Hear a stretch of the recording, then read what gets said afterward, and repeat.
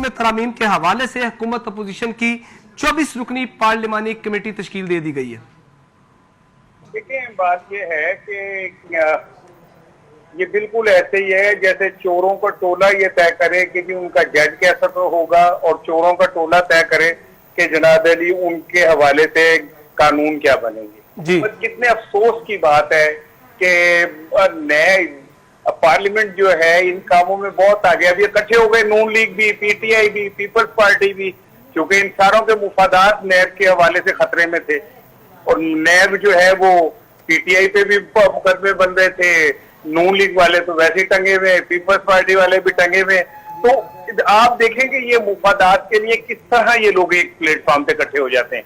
कैसे कमेटी बन गई, अब नैब को होम्योपैथिक बना देंगे, उसका जहर निकाल देंगे, निकालने के बाद उसको कहेंगे कि अब आप करते रहें। यानी कि पाकिस्तान में जो एहसाब है और इंसाफ है वो उसके दो तकाजे। क्या कभी ऐसा भी हुआ है कि गरीबों ने इकट्ठे होकर ये फैसला किया हो या इन कमजोरों ने और माड़ों ने कि भाई ये जो बिजली के बिल हैं इनके कवानीन बदले जाएं, ये जो मीटर काटे जाते हैं इनके कवानीन बदले जाएं।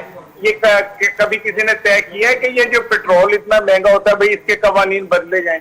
ये कुछ नहीं बदला जाएगा, क्योंकि ये मुल्क ताकतवरों का, डाडों का, एलीट क्लास का मुल्क है। अभी इकट्ठे हो गए, इकट्ठे होके ये ऐसी कानून साजी करेंगे कि इनके गिरबान में हाथ ना पड़ सके।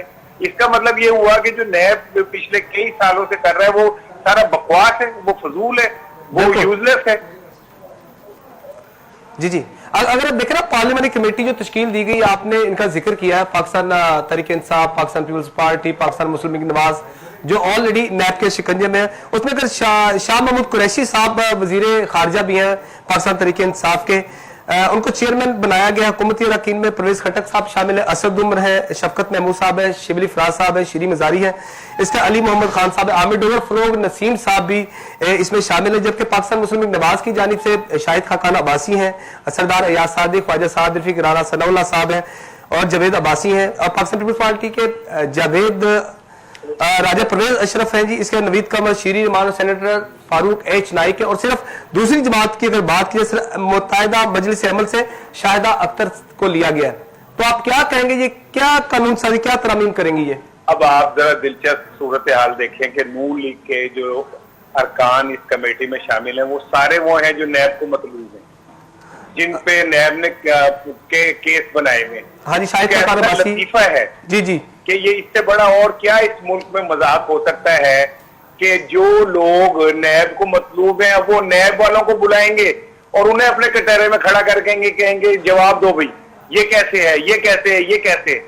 ये मुल्क एक चूचू का मुरब्बा बन गया है, ये ताकतवरों का एक क्लब है ये, और ताकतवर इस क्लब के अंदर अपनी मनमानियां मौज मस्तियां करते हैं। अब ये जितने भी लोग हैं ये सारे किसी न किसी शक्ल में नैब को मतलूब है।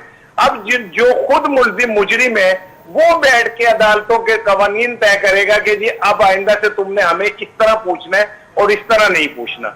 इससे ज्यादा और कुछ शर्मिंदगी की और अफसोस की बात हो सकती है। और मुझे तो दुख इस बात का है बड़े एहतराम के साथ कि अदलिया ने अगर ये कहा था कि नए रूल्स बनाए जाए तो अदलिया को चाहिए था कि वो बजाय पार्लियामेंट के वो इंटेलेक्चुअल क्लास को हिट करती, जो हमारी सिविल सोसाइटी है उसको हिट करती, कानूनदानों का एक पैनल बना देती जो पाकिस्तान में मौजूद है।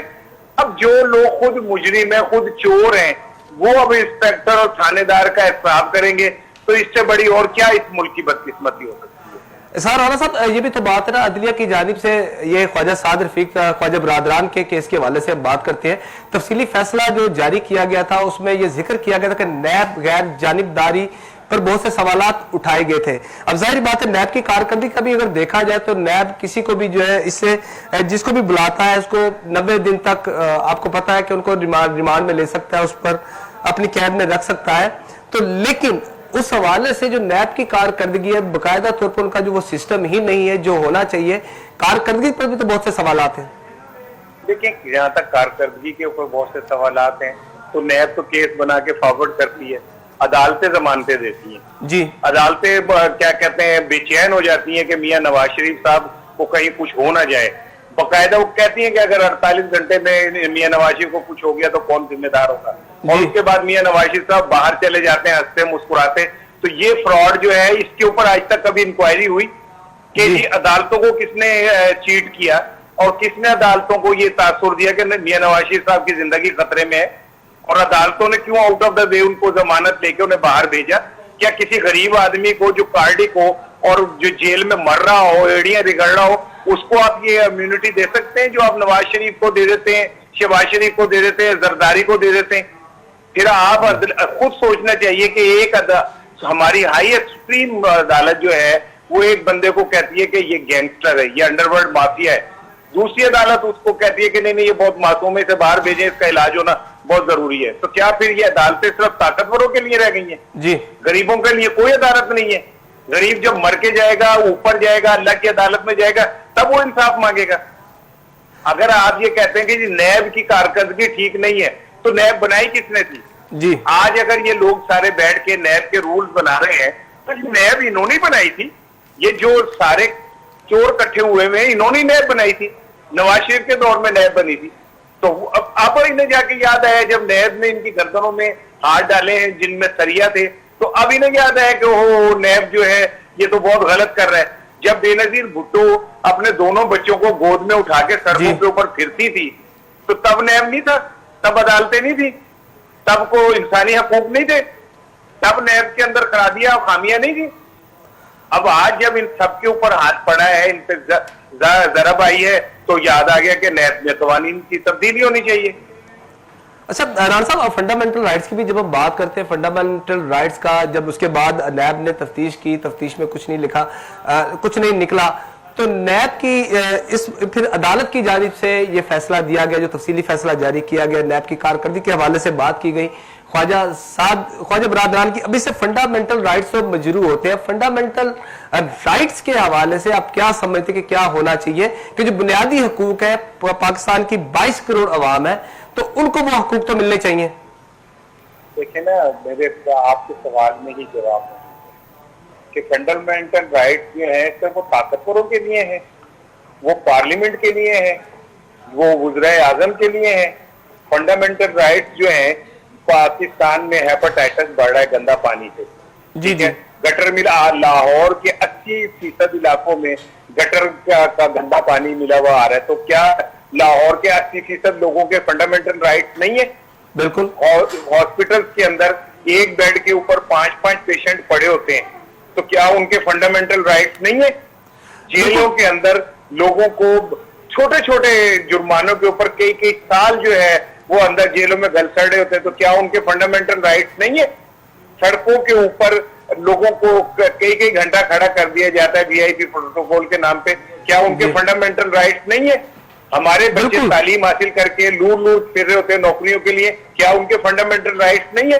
फंडामेंटल राइट्स जो है सिर्फ ये पार्लियामेंट के लोगों के लिए रह गए। फंडामेंटल राइट जो है इन एलीट क्लास के लिए रह गए। खुद पार्लियामेंट में बैठे होते हैं, चीनी माफिया भी, आटा माफिया भी, घी माफिया भी, पेट्रोल माफिया भी, और पेट्रोल चीजें महंगी हो रही होती हैं और पार्लियामेंट में ड्रामा हो रहा था जी महंगाई हो गई, और महंगाई करने वाले तो खुद पार्लियामेंट में बैठे हुए, उन्होंने चेक कानून साजी करनी है।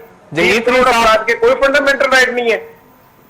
अच्छा, अब यहाँ पर राणा साहब, फंडामेंटल राइट्स तो मजरू होते हैं, तो फंडामेंटल राइट्स पाकिस्तानी अवाम को कैसे मिलेंगे और कब मिलेंगे, जब इसी तरह मीडिया अब आवाज बुलंद करता है? जिस तरह आपने हेपेटाइटिस का जिक्र किया, पानी का जिक्र किया, जब मीडिया आवाज बुलंद करता है तो इसमें यह तासुर दिया जाता है कि मीडिया अपने जाती मुफाद के लिए ऐसा करता है। कौन से मीडिया की आप बात कर रहे हैं यार? मीडिया की भी 2 क्लासेस हैं, बल्कि 3 क्लासेस हैं। एक मालकान मीडिया है, एक वो अपर क्लास मीडिया है जो खुद बहुत सारे इदारों के ताउन से ऊपर जाके बैठे होते हैं, एक मिनट मेरी बात सुन लीजिए, या बहुत सारी सियासी जमातों के परवरदा होते हैं। जो असल मीडिया है वो तो बेचारों को तनख्वाहें नहीं मिलती, असल मीडिया के जो लोग हैं वो तो बेचारे भूखे मर रहे होते हैं, उनके घर के चूल्हे नहीं जल रहे होते। लेकिन बम ब्लास्ट होता है, सुन लीजिए, जब बम ब्लास्ट होता है तो ये कैमरामैन, ये रिपोर्टर बेचारे सब उस जगह से भाग रहे होते हैं और ये उस तरफ भाग रहे होते हैं। इन बेचारों को क्या मिल रहा होता है? मौत मिलती है, बीमारियां मिलती हैं, इन बच्चों को, इनको बेरोजगारियां मिलती हैं, इनके घर के अंदर भूख मिलती है। कौन से साफियों की आप बात करते हैं कि जो لیکن اس دور حکومت کی بات کی جائے تو اس دور حکومت میں تبدیلی سرکار میں تو بالکل ایک بحران پیدا ہو گیا اس میں. دیکھیں میڈیا انڈسٹری کی بات کرتے ہیں. اس کے اندر بھی میں یہ سمجھتا ہوں کہ اس بحران کے اندر اس میں کوئی شک نہیں ہے کہ اس حکومت نے میڈیا کا بیڑا غرق کیا، لیکن اس میں بھی کوئی شک نہیں ہے کہ ماضی کی حکومتوں نے اپنے سیاسی مفادات کے لیے میڈیا کا غلط استعمال کیا. جو ڈیزرونگ تھے ان کو اشتہار ملتے نہیں تھے، جو پیارے تھے ان کو آؤٹ آف دا وے مل جاتے تھے. اب جب وہ معاملات سیدھے ہوئے تو اب لوگوں کو یہ لگتا ہے کہ میڈیا کا بیڑا غرق ہو گیا. اور اس میں کوئی شک نہیں ہے کہ موجودہ حکومت جو ہے میڈیا فرینڈلی نہیں ہے، نہ میڈیا کو اتنا پسند کرتی ہے. وہ سوشل میڈیا کو پسند کرتی ہے کیونکہ وہ سمجھتی ہے کہ وہاں ہینگ لگے نا پھٹ کر ہی رنگ بھی چوکھا ہے آ جاتا ہے. یہاں پہ تو 100 نخرے برداشت کرنے پڑتے ہیں، لیکن اس کا نقصان کس کو ہوا؟ ورکنگ کلاس کو ہوا. وہ مر گئے. ہم جیسے سفید پوش جرنلسٹ جو ہیں وہ کیا کریں؟ ریڑھی لگانے، وہ جا کے گڈیریاں بیچیں، وہ جا کے جلیبیاں بیچیں. جن کی تنخواہیں آدھی کر دی گئی، جن کو نکال دیا گیا، جن کا پوری زندگی صحافت کے نام تھی اور ان کو اٹھا کے باہر پھینک دیا گیا، وہ کیا کریں؟ بالکل. کس کا منہ دیکھیں؟ کس کے پاس جائیں؟ مالکان کے تو اپنے جو انکم ہے اس میں کمی ہوئی ہے، خسارہ نہیں ہوا ہے. صحیح. لیکن ہر غریب آدمی رانا صاحب آخری سوال میرا آپ سے، فنڈامنٹل رائٹس کے حوالے سے آپ حکومت وقت کو کیا تجاویز پیش کرتے ہیں؟ بھائی کچھ نہیں، یہ حکومت ہو، کوئی سی بھی حکومت ہو، وہ کبھی عوام کی حکومت آئی ہی نہیں ہے. یہ طاقتوروں کی حکومت آتی ہے. ان سے کیا توقع رکھنی ہے یار؟ صحیح. ان کے اندر پیرا ٹروپر سارے بھرے ہوئے ہیں.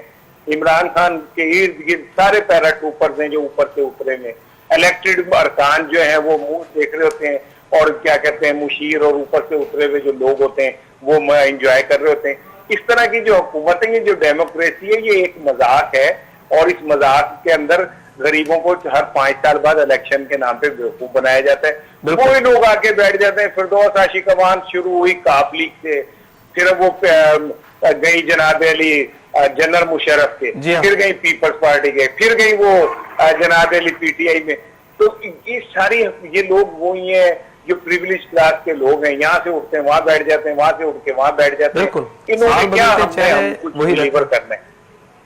جی اسار رانا صاحب بہت بہت شکریہ. تو اسار رانا صاحب ہمارے ساتھ موجود تھے، ان سے ہم نے بات کی نیب اور دیگر قوانین میں ترامیم کے حوالے سے. تو ناظرین آج کے پروگرام میں ہم نے تفصیلاً گفتگو کی نیب اور دیگر قوانین میں ترامیم کے حوالے سے. حکومت اور اپوزیشن کی جانب سے 24 رکنی پارلیمانی کمیٹی تشکیل دی گئی ہے، اور نیب قوانین میں ترامیم کیا ہوں گی کیا نہیں ہوں گی اس پر ہم نے تفصیلی گفتگو کی. پاکستان تحریک انصاف کا بھی موقف ہم نے لیا، اور آج کے پروگرام میں ہم نے میاں سیف الرحمان صاحب سے بھی ہم نے گفتگو کی اور اسار رانا صاحب سے بھی ہم نے گفتگو کی. تو بات یہ ہے کہ احتساب کا عمل تو ہونا چاہیے، لیکن احتساب کا عمل بالکل ٹرانسپیرنٹ ہونا چاہیے. اور فنڈامنٹل رائٹس کے حوالے سے پاکستان کی 22 کروڑ عوام ہے، ان کو بنیادی حقوق ان کے ملنے چاہیے، اور تبدیلی سرکار کو اس حوالے سے بھی سنجیدگی سے سوچنا چاہیے.